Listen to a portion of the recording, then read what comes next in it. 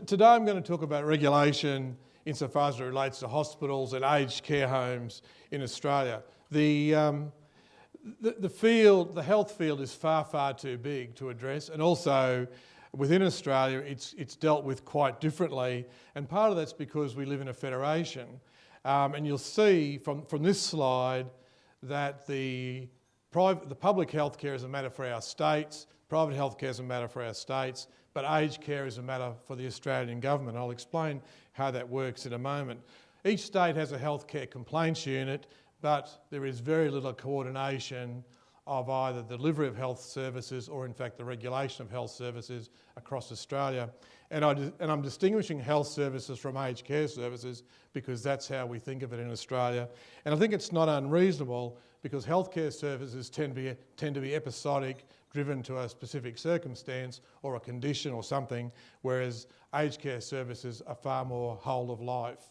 Older people, particularly in residential care, have a view which is about whole of life, not about the small pieces which make up their healthcare needs. However, in healthcare we have an Australian Commission for Safety and Quality in Healthcare. You can see what the Commission does. It's a creature, if you will, of the Australian Health Minister. So we have the Australian Health Ministers meet regularly, talk about issues, and dare I say, don't resolve too many issues. But they're a government agency, as you can see. Their objective is to lead quality in health, and I say again, they have nothing to do with aged care. The two things I just mentioned today that are relevant to their work is the Australian Safety and Quality Framework for Healthcare and the National Safety and Quality Health Service Standards. The framework the framework has a number of action plans. You can see it's a visionary thing, and it sets aspirations and objectives. And probably for the first time in Australia, it really overtly focuses consumers at the centre, and also safety. So the purpose of this plan is to be a basis for strategic and operational safety and quality plans, to provide a focus for refocusing safety and quality improvement activities, and also interestingly, the framework, which has 21 points, looks at about a guide for reviewing investments in research in safety and quality. Because of this issue of a federation, we somewhat sadly have a lot of duplication, and even in areas of research, we have no consolidated record of we have no consolidation of research, and it's hard to find out who's doing what. So part of the role of the framework is to try to drive some efficiencies so we're not researching the same topics over and over again and avoiding the other ones. It's also designed to promote some discussion. Now this framework will apply to all sectors or all parts of the Australian healthcare care services. It also has a strong role in advocacy for safety and quality. Now bear in mind, this document was signed in 2010. So we've been delivering health services since Federation in 1901, but it took us till 2010 to get the health ministers together to come up with a framework for health care. Now the other thing which was also agreed is the National Safety and Quality Healthcare Standards. There are 10 standards, and you can read what they are there. The Australian Commission for Safety and Quality in Healthcare has a website, and all this material's on there. And there's the other 5 of the standards. Now these standards cover a limited number of services at the moment, or a limited number of healthcare settings, but the intention is over time they will cover all healthcare settings, family practice, dentistry, and all the other areas of health. Now, they don't form part of a regulatory framework because there's no constitutional power to have a regulatory framework. These reflect an agreement of the health ministers in Australia. Now the way they're regulated, if you will, and I use the word regulated loosely because as I said they're not part of a regulation, is that the Australian Commission for Safety and Quality authorises accrediting bodies to assess health service organisations against the standards. These health service organisations then report their findings to the state government, who are the regulators at a state level, and they report them at a macro level to the Australian Commission for Safety and Quality. But there is no public reporting of the outcomes of these assessments against the 10 standards. However, if there's a significant risk to patients that's identified during an audit, the accrediting body is required to report that to the state body, and you'll see here I've said on the slide that the regulators of the state entities, which are in fact commonly known as departments of health. So if you think about that, if a health service fails to meet the standards and they're a publicly owned entity owned by the state government, probably the biggest thing that happens is it's fairly career limiting for the CEO or the hospital or whatever it is. There's no penalties or nothing else. If in fact there are private entities, such as a hospital owned by a company, they're required to fix the situation up. And the worst thing that can happen to them is that the state government can revoke their licence as a hospital, because in Australia the state government says whether you can be a private hospital or not, but there's nothing in the middle. So to put it rather bluntly, there's no middle ground for direct action, and there's no authority to provide a penalty for failure. So the notion of having a framework and having standards is aspirational, and I suppose that worst case scenario, if you don't meet those standards, there's a public relations exercise, but there is no power, as you would see with HICWA in Ireland or the Care Quality Commission in England, that's similar. So that's pretty much the overarching bit about the framework for regulation of healthcare. And now I'm going to move on to residential aged care. Now, as I said in the first slide, the Australian government or the Commonwealth are the people who actually regulate aged care, and they do regulate it. There are 2,700 homes, 200,000 residents. They're regulated by a thing called the Aged Care Act, and the important thing, which I'll touch on also again at the end, is funding for residents, and I'm talking about residential care homes. Funding for residents is linked to compliance and meeting the accreditation standards. Now, why that's important is because the subsidies the Australian taxpayer pays are on average 40,000 Australian dollars per resident per year. So the subsidies for residents from the taxpayer are among the highest in the world. In fact, I think they probably are. And the level of income or means testing is quite low. So, and I'm not making this as a political statement, but rather than to say that people of very poor means and people of very high means pretty much get the same benefits of this average $40,000. So as I said, the Australian government has no constitutional power to regulate aged care, but what they do have is a responsibility to fund it. So they use, with great power, what I would call the funding lever. They basically say to people, if you want to provide these services, you have to play the game according to our rules. And once you sign up for that as what's called an approved provider, you're then bound by a whole pile of regulations, which I'm going to tell you about, and also at the end tell you the penalties for failure. And let me say to you, the penalties for failure in aged care are significantly higher than those that I described for the health service. So there's a number of these things, I'll talk about each one. The quality of care principles, and these are all set out in our legislation, include the accreditation standards. They include a schedule of what services are required to be provided to residents, and how they're to be provided. And the key personnel are important because in our scheme, each home has to identify key personnel, and the Department of Health, or the Department of Social Security as it became 2 weeks ago, has the power to decide that somebody cannot be key personnel, and the test is simply fit and proper person. We don't have educational standards or anything else. There's a notion that a person who's a key personnel has to be a fit and proper person.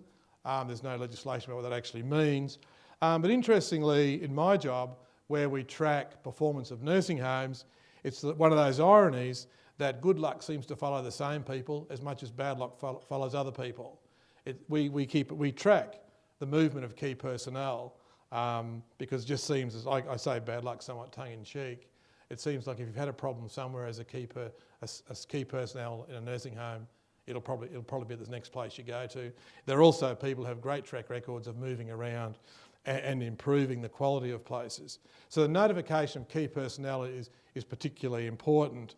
Provide a range of information to the Secretary. The Secretary is the public service head of the Department of Social Security. The whole notion of case management at accreditation level and case management at the compliance level is built through information. So the statutes require the provision of information on demand. Building certification, the legislation there says that to be an aged care home, your building has to meet a certain standard. If the building doesn't meet the standard, it cannot be an aged care home. And the standard it's an Australian Building Code standard. Now the one that I'm going to talk about now is the user rights principles. This is very focused on residents, excuse me, residents being users in the context of this legislation. And over time, we've had it since 1998 when the legislation came in, was sort of a bit of a, yes, this is all about residents, in dealing with our providers, we would be saying, and we do say quite often, the regulations, the accreditation standards don't exist for the benefit of providers, they exist for the benefit of residents and consumers. Now, since 1998, that's evolved. In 1998, when it was before my time, there was discussion about it. It was a bit. Then we moved to resident-centred care, and now we've moved in the last little while to resident-directed care. And in the nation of relationships with consumers and consumer bodies, that move from centred to directed has been a marked change.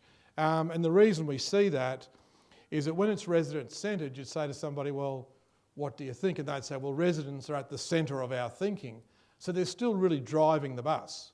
They're thinking about residents. Now, 18 months ago, our Parliament changed some of the legislation about aged care and introduced the notion of resident-directed, which means all the stuff about being informed, but actually the residents having more power. So they've moved away from being the centre of somebody's thinking to being the director of their own care. Now, I should also say to you that that's relatively new, and on the research, it doesn't necessarily follow that every resident wants to direct their care. And if you're familiar with the research about patients' relationships with doctors, you'll know there's no single answer.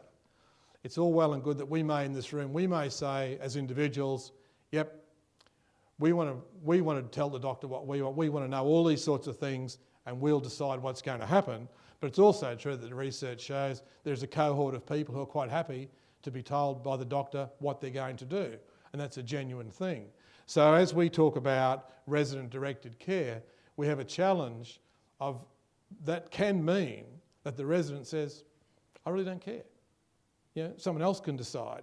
And we're at the ISQA conference next week, I'm talking about advanced care directives, and the relevance of advanced care directives and this notion of residents directed is it's quite legitimate for someone to say, I'll appoint John to make decisions on my behalf. If that's their decision, that's as legitimate as me wanting to know every single thing and absolutely directing it. So the user right principles talk about that. They talk about security of tenure, because once you go into a nursing home in Australia, getting the resident out is very, very hard. If you ask the providers, I'll tell you it's impossible, because the legislation provides for security of tenure. I think that's a good public policy, because moving older people around is rarely advantageous. The access by representatives of residents, we actually have built into the legislation the notion of the resident's representative, often a family member, and they have rights of access to the resident and rights of information about the resident once they're appointed by the resident. And the management of accommodation bonds. In Australia, if you want to go into a nursing home, in a low care home, you can pay, the provider can ask you to pay an amount of money. Just recently we've heard about accommodation bonds of being $1 million. Often they're as low as a couple of $100,000, and there's a requirement at law that each nursing home has to take people who don't pay a bond at all. And up until a couple of years ago, there was no protection for those bonds. So now there's legislation that says if someone pays a bond to go into a nursing home, then the provider is required to protect that money. They draw down on it every year for 5 years, and then when the person passes away, that money, the balance goes to their estate. Whoops, wrong one. And the last one on the slide is accountability principles. As the name implies, this sets up a series of requirements on these people who've volunteered to become approved providers.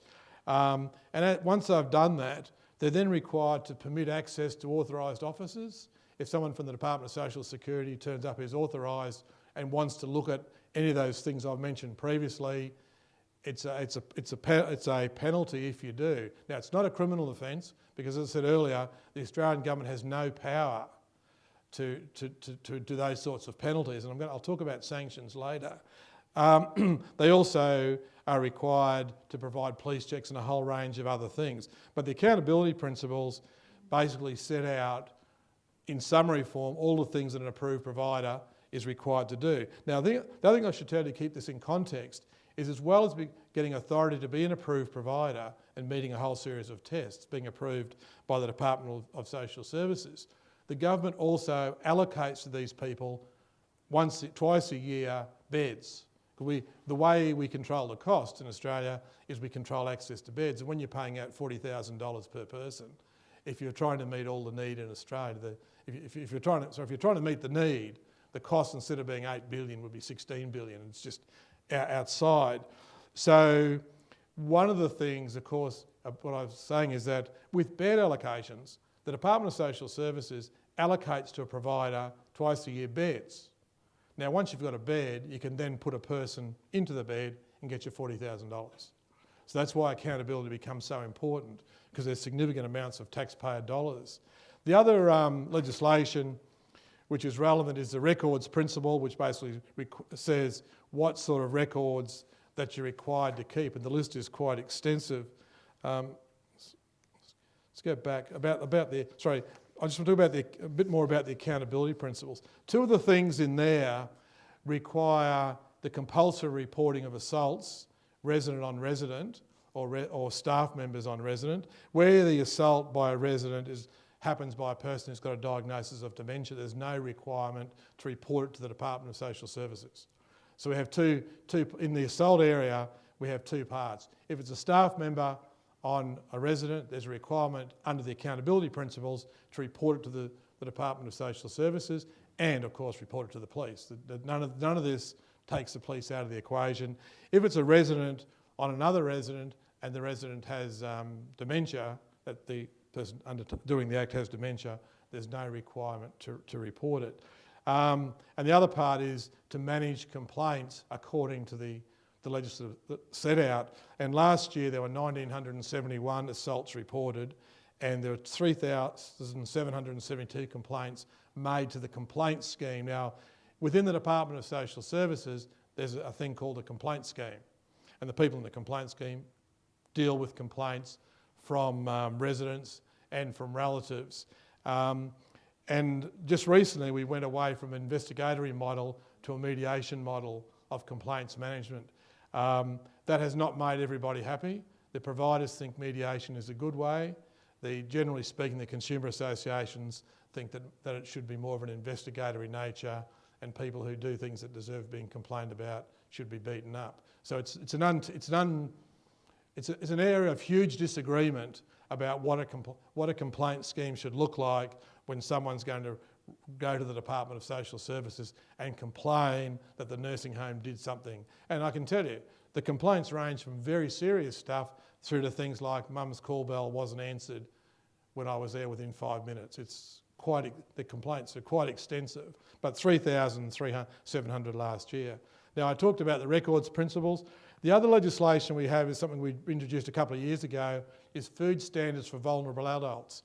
We actually have food standards, as I think most countries do, but we identified that the way we were looking at with vulnerable adults wasn't working, so we came up with a set of food standards. Now, the food standards for vulnerable adults are regulated by their Commonwealth legislation, but they're regulated by the state. So the state government examines food, and it's largely in relation to kitchens and things like that. The complaint scheme and the mandatory reporting I mentioned to you before. Now, we also have other legislation, which is the poisons and therapeutic goods legislation. Now, that is state legislation, and that means, and that picks up on who can administer which drugs. I mean, I think most countries understand poisons legislation. It's about and that picks up what we would call Schedule 8 drugs, opiates and things like that. Each state has its own version of those. So you can see, as someone who heads an accrediting body, I'm looking at 7 jurisdictions. So when my assessors go in or surveyors go in to look at something, they've got to remember where they are, because the legislation is not uniform across the country. But approved providers are required by statute to comply with this statute. If you go back to those really early ones, the accountability principles, one of those principles is that they comply with state statutes, and poisons and therapeutic goods is particularly important in aged care. Fire sprinklers, I just put that in because last year in Australia we had a fire in a nursing home. I think it was 11 people died. And once more, we don't have uniform legislation about fire suppression systems.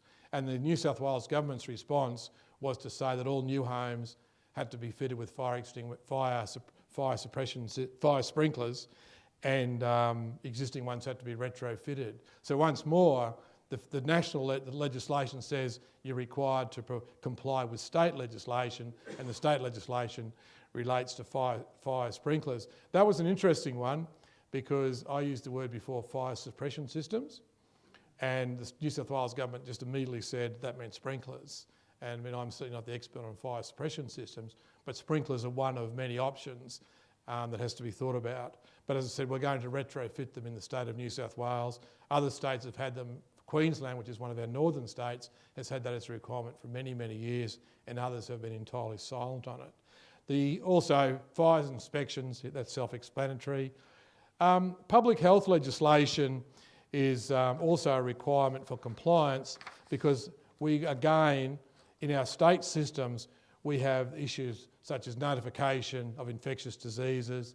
We also have legislation in various states about when a registered nurse needs to be on duty in the nursing home. We don't have any legislation or any policies anywhere about staff-resident ratios, but some states actually have state legislation that says if you have a nursing home, you're required to have a nurse on hand and stuff like that.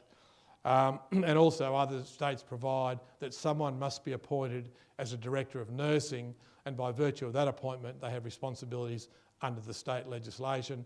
And I'll just say it again, we have this accountability principle which says you've got to abide by the state principles. And of course, health practitioner legislation, which is quite common in most countries in the world, where basically people are registered as a health practitioner of some sort. So you can see there's a great, compared to the picture I painted of the health service sector, compared to the aged care sector, there's a raft of a raft of requirements and regulatory frameworks that surround that. Now, what happens if you fail? If you're on a nursing home and you fail, it's almost an absolute certainty you will not go to jail, you will not be fined. However, what will happen is, if you fail, it's any one of that large list of things, or you fail accreditation. Now, and I'll talk a little bit about the accreditation scheme later, but if you fail accreditation, the worst possible thing that can happen to you is you can lose your approved provider status. Now, what that means is that because in Australia, all nursing homes have to be companies, even if they're not for profit, they're a company. The Australian Department of Social Services gives you a bed through that thing I described earlier, where you apply for and they allocate your beds. Now, once you have that bed, it has a value. You get it for free, and it goes on your balance sheet with a value, and people trade. There's a market in trading of beds between nursing homes. So if you've been allocated 100 spots, which we call beds, not literally beds, but 100 spots, that means you can have 100 subsidised residents at an average of $40,000 a head. Now, if you don't want 10 of those, you can sell them to a nursing home next door. So part of the regulatory framework is the beds have to stay within a defined region. The Australian government was very keen back in 1998 to ensure that people had access to beds, so they created planning regions. And of course, you appreciate Australia's a country as big as Australia, you've got to be able to pick up the people in the rural and remote areas as well. So what happens is when you get these bed allocations, the moment you get them, they immediately have a value. If you lose your approved provider status, you cannot sell them. So the other day, a few weeks ago, we revoked the accreditation of a nursing home in Australia, and they had 200 beds. on their balance sheet as an asset. We revoked their accreditation. The Department of Social Services decided they were no longer a fit and proper organisation to be an approved provider, and the value of those 200 beds just disappeared off their balance sheet, which creates some problems. Now, the thing that is most commonly used for homes that don't meet any of those requirements that I discussed before are things called sanctions. Our Department of Social Security will tell you, the people who work there, that these sanctions are not penalties. I'm here to tell you, as I keep telling them, of course they're penalties, and I'll tell you why. These are the sorts of things, I don't think I've got a slide, no I haven't. Oops, gone the wrong way. Yep. These are the sorts of things that can happen. If you're an approved provider and you fail one of that huge list of things that I just described before, including fail to meet the accreditation standards, you can have your approval revoked. I just talked about that to death. The department can also restrict your access to other services. So if you've got 100 beds, you've got 10 unoccupied, they can simply say, as a sanction, you cannot fill those beds. Now that has financial implications because people have fixed costs and variable costs, and of course beds create revenue. Beds with residents in them create revenue. They can restrict your funding of existing residents. They can simply say, you've got 90 residents, you can have no new residents for 6 months. Now what you also know if you work in the aged care sector, if you've got 90 residents in 6 months, some of them are going to die. So the sanction is that you can't replace them, has a financial outcome. You can be asked and required to provide a nurse administrator. This is one of the really big cost items. Where homes fail accreditation, it's usually it's against one of the 44 standards, but quite often it's in the clinical care area where they've been found to be deficient. So the Department of Social Services will apply a sanction which says you need to appoint a nurse administrator until you have these problems fixed up. And nurse administrators charge anything between $1,000 and $2,000 a day. And some of them work in these homes for a long time. So you appreciate if you've got a lot of problems and you need to appoint a nurse administrator or a nurse manager, which is the most common one. These are external people whose job is to give you advice, in fact tell you what to do, because they come from a list of people approved by the Department of Social Services. There's a financial penalty. In fact, I had one the other day. A fellow rang me up and said, I've got a quote from I've had to go out and find a nurse advisor from the panel, and I've got a quote. I said, oh, that's interesting. He said, yeah, mate, $140,000. The nurse administrator there's a little group of them had decided they wanted $150,000. So the provider's between a rock and a hard place. The government or the department has said you need to appoint a nurse administrator to help you improve the quality of services you're providing. At the same time, the nurse administrator is saying, well, this is what it's going to cost you. So there's some of the sanctions. And the failing to meet an accreditation standard following a timetable for improvement will often lead to a sanction. Now, in this model, the accrediting body, which is my organisation, will say, you failed 6 standards. There are 44. And we might say you've failed 6 and you've got 3 months to get them to fix that up, which we call a timetable for improvement. That's actually set out because our accreditation scheme is outlined in the legislation. So if you fail to meet the standards at the end of those 3 months, you can be subject to sanctions of the type I've just described. Now, in terms of the accreditation program, there are 44 expected outcomes or 44 standards. We do accreditation audits, and we also do monitoring through announced and unannounced visits and what we call review orders. A review order occurs where we have reason to believe that there's a problem. On the evidence, it's not uncommon for nursing homes to meet all the standards today and in 6 to 12 months later not be meeting them. When that happens, we have a process for ensuring that we got the audits right, because if you run an accrediting body and you put your hand on your heart and say or an external regulator, and I think this is a point I should have made earlier, when I'm talking about accrediting bodies, I'm really talking about the external regulators that exist in most of the countries that we're familiar with.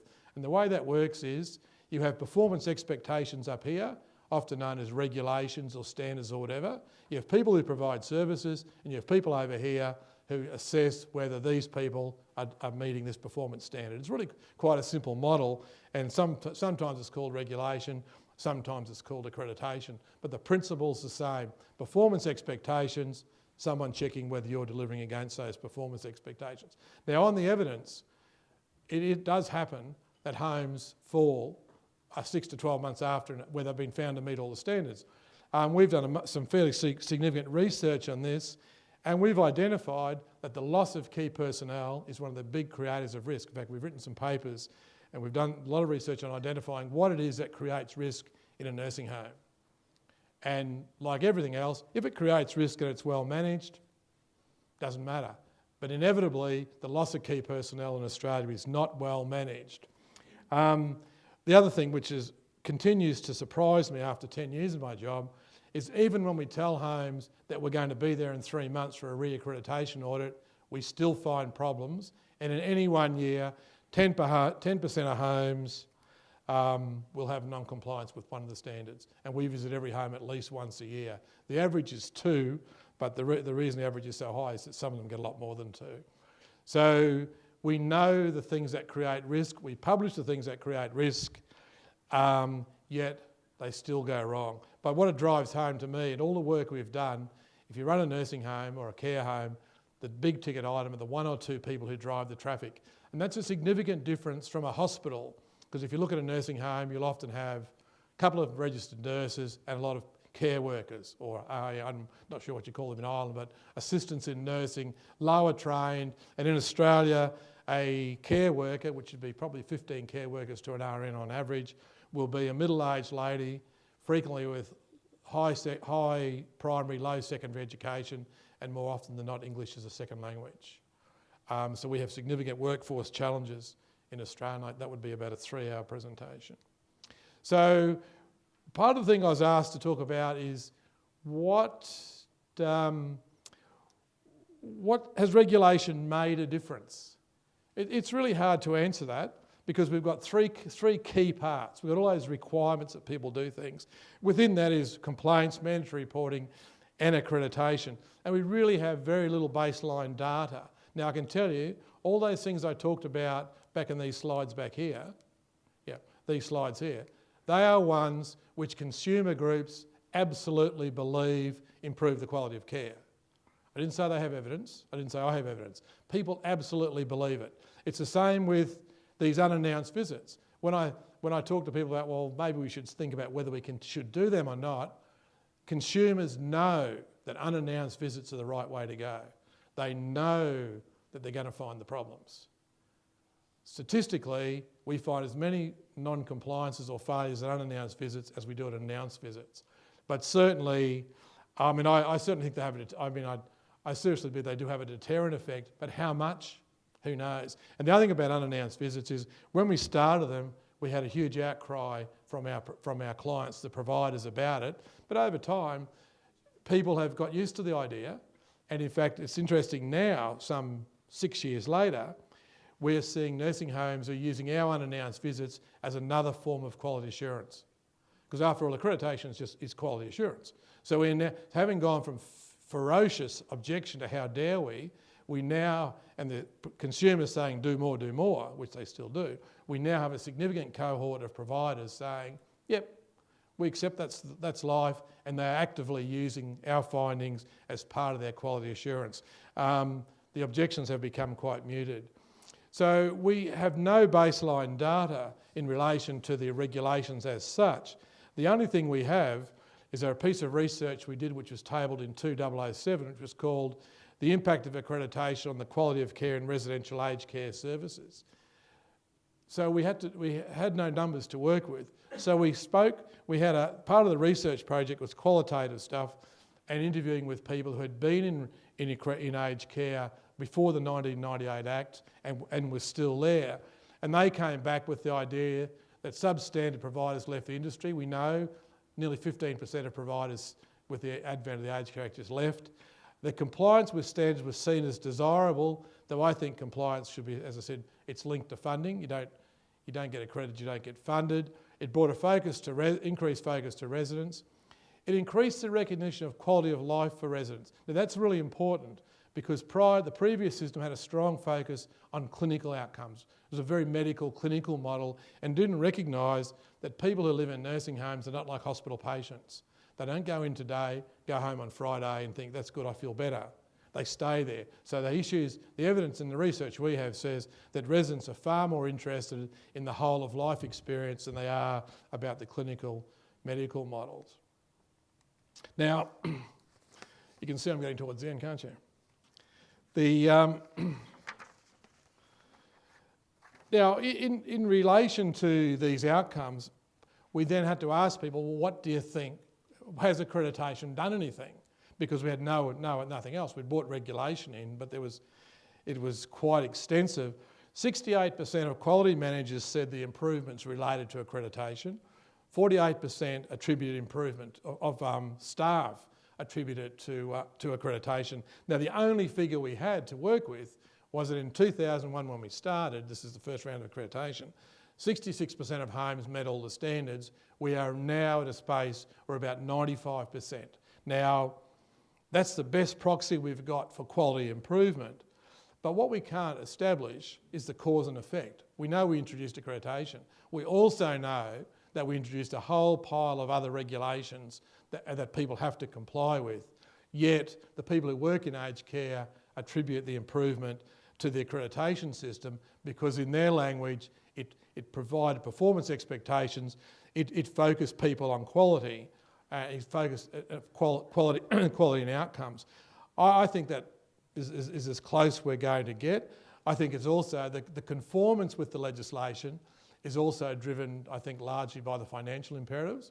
Once you invest in a nursing home, if you don't perform and you're kicked out of the system, the financial implications that run to millions and millions of dollars.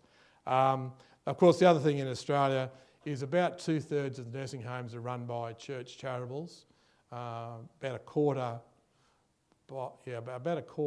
by for-profit organisations and some government-run others. So I think in conclusion on all of that, based on the only evidence we have, is the regulation has changed behaviour.